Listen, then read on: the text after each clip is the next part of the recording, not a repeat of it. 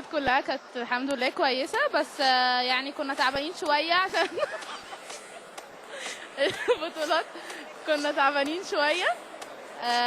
كان في إرهاق عشان الماتشات كلها كانت ورا بعض، بس الحمد لله يعني ربنا وفقنا وقدرنا نكسب 3 بطولات. أصعب موقف إن إحنا جينا بعد بطولة أفريقيا. كنا مجهدين جدا وكان كل الناس عايزة تشوف الأهلي عامل إزاي. تعرضنا لدروبات خلال السيزون، بس احنا الحمد لله يعني قدرنا نثبت ان احنا قد. بس السيزون كان طويل، مش قادرين يعني نقول لكم، كان طويل جدا علينا. واحنا متوسط اعمارنا قليل، صغير، كلنا معظمنا صغيرين في السن. طبعا بنشكر مجلس الاداره وبنشكر الجمهور العظيم اللي ورانا في كل حته. احنا بوجودهم بنحس ان احنا لينا قيمه، وبنحس ان احنا يعني ناس كده، اقول لك ايه، بروفيشنالز يعني. الحمد لله قدرنا نكسب الثلاثيه، كسبنا بطوله الدوري العام، كسبنا بطوله كاس مصر، كسبنا بطوله المنطقه.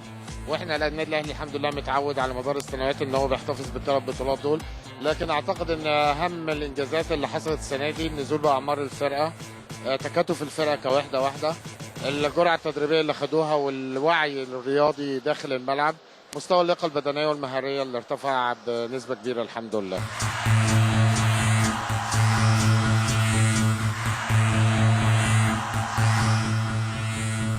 حلو جدا اهتمام جماهير الاهلي والتراس الاهلي واهتمامهم بالالعاب الاخرى، اهتمام بطاقه الاهلي سيدات، بيد الاهلي سيدات، لانهم بطلات من ذهب.